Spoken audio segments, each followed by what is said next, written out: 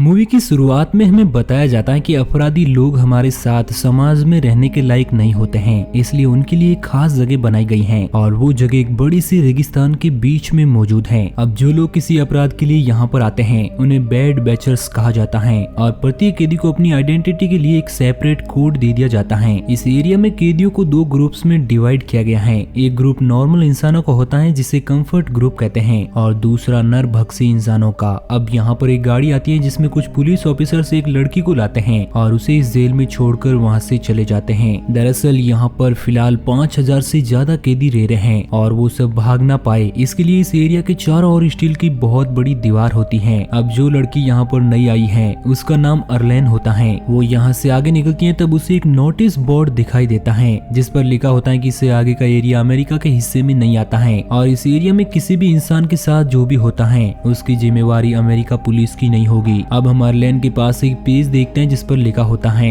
Find the dream find the comfort. इस line में comfort वो जगह होती है जहाँ पर सभी बैड बैचर्स रहते हैं। अब अर्लेन आगे की ओर निकल जाती है जहाँ पर उसे एक कार दिखाई देती है जो कि पूरी तरह से खराब होती है। अब अर्लेन कुछ देर आराम करने के लिए उसमें बैठ जाती है। तभी हम देखते हैं कि एक गाड़ी उसकी ओर आ रही होती है, लेकिन जब अर्नेल को इसके बारे में पता चलता है तब तक बहुत देर हो जाती है और वो लोग उसे पकड़ लेते हैं। जब उसे होश आता है तो वो खुद को बंधवा पाती है और वो देखती है कि उसे दो लड़कियां किडनैप करके यहाँ पर लाई हैं, जिनमें से एक अब उसके पास आती है और उसका हाथ काटने लगती है और बाद में उसका एक पैर भी काट देती है। दरअसल ये औरतें नरभक्षी ग्रुप की कैदी होती हैं। इन्हें रेगिस्तान में कुछ खाने को नहीं मिलता है इसलिए वो सभी इंसानों को खाना शुरू कर देते हैं। इन कैनिबल की एक स्ट्रॉन्ग टीम होती है जो सभी मिलजुल कर एक साथ काम करते हैं और वहाँ पर बहुत सारे हाथ पैर कटे हुए लोग होते हैं जिनको इन कैनिबल्स ने बंदी बना लिया है। जब भी उन्हें भूख लगती है वो उन्हीं प्रिजनर्स में से किसी एक को चूज करके उनके बॉडी पार्ट्स को पकाकर खा लेते हैं और अब अर्लेन भी उन लोगों का शिकार हो चुकी है। अब वो समझ जाती है कि बहुत जल्द उसकी पूरी बॉडी नरभक्षियों का शिकार बन जाएगी। जिंदा बचने के लिए यहाँ से भागने के अलावा और कोई दूसरा ऑप्शन नहीं बचता है, लेकिन उसकी इस हालत में भागना भी असंभव होता है क्योंकि वो अपना एक हाथ और पैर खो चुकी है। साथ ही उसे एक रूम में चैन से बांधा गया है।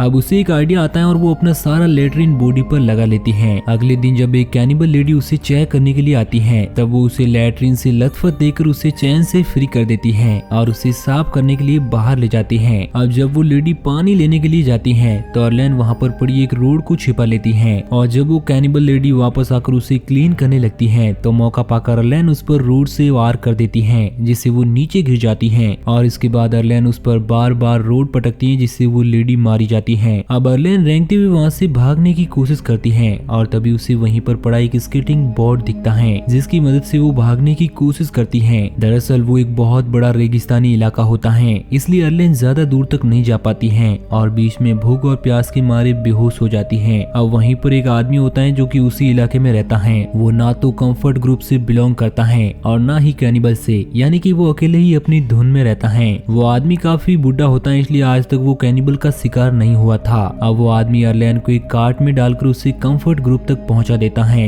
जहां पर उस ग्रुप के बाकी सदस्य रहते हैं। वो आदमी अर्लेन को वहां पर ड्रॉप करता है और वापस वहां से निकल जाता है। अब कहानी में 5 महीने बीत जाते हैं और हम अर्लेन को देखते हैं जिसने अपने लंगड़े पैर में आर्टिफिशियल पैर लगवा लिया है और कंफर्ट कॉलोनी में उसका खुद का एक घर भी होता है। कंफर्ट ग्रुप के लोगों की लाइफ स्टाइल काफी चेंज हो जाती है। खाने पीने की दुकानों के साथ मेडिकल फैसिलिटीज भी यहाँ पर मौजूद होती हैं। अब हम एक कैनिबल फैमिली को देखते हैं जिसमें आदमी का नाम मियामी होता है और वो अपनी पत्नी और एक बेटी के साथ रहता है। दरअसल वो आदमी एक अच्छा आर्टिस्ट होता है इसलिए वो अपनी बच्ची की पेंटिंग बनाता है। अब मियामी मैन एक लड़की के पास जाता है जिसको उसने बंदी बनाया हुआ है। अब वो उसे मारकर उसकी पूरी बॉडी के टुकड़े टुकड़े कर देता है और वो सभी मिलकर उस ह्यूमन मीट का डिनर करते हैं। दूसरी ओर हम अर्लेन को देखते हैं जो अपने हाथ और पैर को खोने का दुख अभी भी महसूस कर रही है और उसे मन ही मन उन कैनिबल्स पर बहुत गुस्सा आता है क्योंकि उन्हीं की वजह से उसकी ये हालत हुई है। नेक्स्ट डे हम देखते हैं कि अर्लेन अपनी गन लोड करती है और उन कैनिबल से बदला लेने के लिए वहाँ पर बने एक हिडन डोर से निकल जाती है। दूसरी ओर मियामी मैन की वाइफ कुछ सामान लेने के बारे में सोचती है इसलिए वो अपनी बच्ची को भी साथ ले लेती है। वो दोनों माँ बेटी पुराने सामान से कुछ झंकी चीजें ढूंढ रही होती हैं। तभी अर्लेन दूर से ही उन्हें देख लेती है इसलिए वो उनके पास आकर मियामी मैन की वाइफ पर गन तान देती है क्योंकि उसे पता चल जाता है कि वो एक कैनिबल है। अब वो कैनिबल लेडी अर्लेन से बहुत रिक्वेस्ट करती है और कहती है कि मैंने तुम्हारा कुछ नहीं बिगाड़ा है, प्लीज हमें जाने दीजिए। मगर अर्लेन कहती है कि मैंने भी तुम कैनिबल लोगों से बहुत रिक्वेस्ट की लेकिन उन्होंने मेरा हाथ और पैर काट दिया, इसलिए मैं तुम्हें नहीं जाने दे सकती।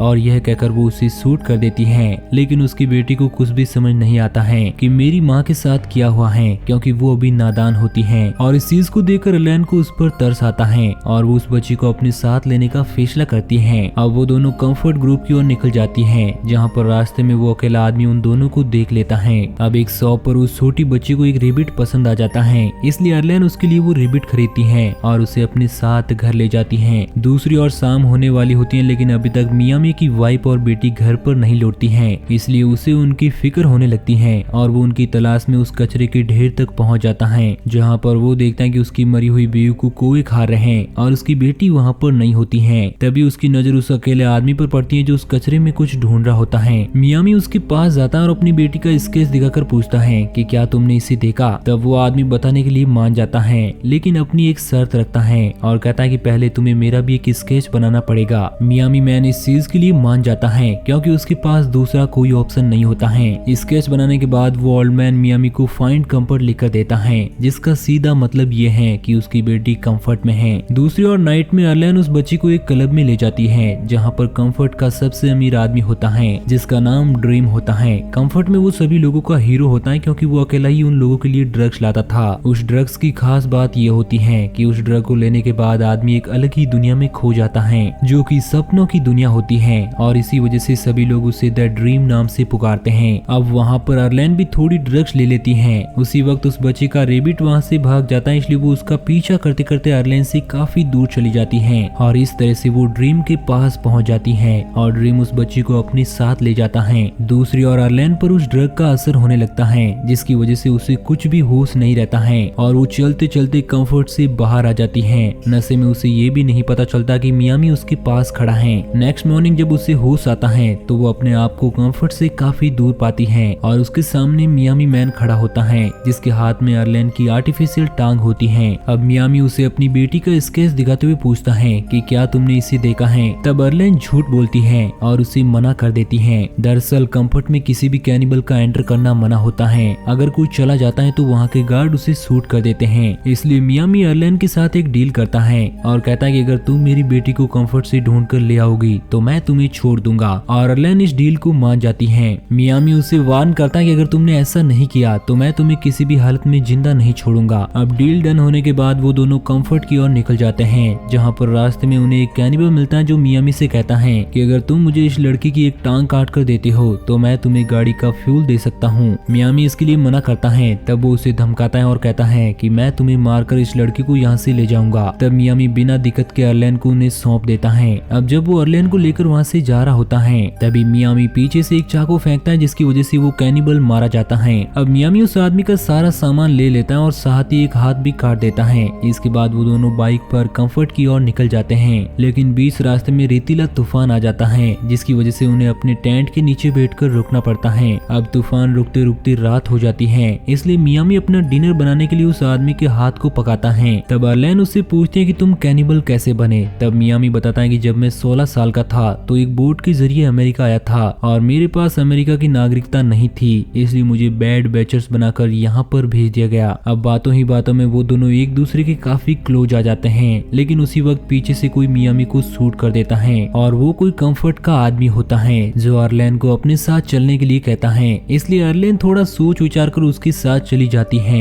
लेकिन कंफर्ट में जाने के बाद उसे अच्छा फील नहीं होता है, क्योंकि वो उस टाइम को मिस कर रही थी जब मियामी उसके साथ होता है। उसने उसकी जान बचाई थी और उन दोनों ने काफी वक्त एक दूसरे के साथ गुजारा था, इसलिए वो मियामी को पसंद करने लगती है। अब वो फैसला करते हैं कि वो वापस मियामी के पास जाएगी और उसी के साथ अपनी लाइफ गुजारेगी। इसलिए अगले दिन वो वापस उसी जगह पर पहुंच जाती है जहाँ पर उसे मियामी तो नहीं मिलता, लेकिन उसकी आर्ट बुक मिलती है जिसमें वो स्केच बनाता था। अब वो उसे उठाती है और वापस कंफर्ट की ओर निकल जाती है। अब हम उस ओल्ड आदमी को देखते हैं जो कि डेजर्ट में अकेला बैठा है। तभी उसे कुछ दूरी पर कौवे उड़ते हुए नजर आते हैं और इस चीज से वो समझ जाता है कि वहाँ पर जरूर कुछ गड़बड़ है। जब वो वहाँ पर जाता है तो देखता है कि मियामी वहाँ पर बेहोश पड़ा है। अब वो एक कौवे को पकड़ता है और उसे मियामी को खिलाता है और उसकी हेल्प करता है। दूसरी ओर अर्लेन उस स्केच बुक को देख रही होती है जिसमें बहुत सारी पेंटिंग बनी हुई थी। तभी उसे उसकी बेटी का स्केच भी मिलता है, जिसे देखकर अर्लेन फैसला करती है कि वो किसी भी हालत में मियामी की बेटी को ढूंढेगी। और अगले दिन वो उसके स्केच को लेकर हर शॉप पर जाकर उसके बारे में पूछती है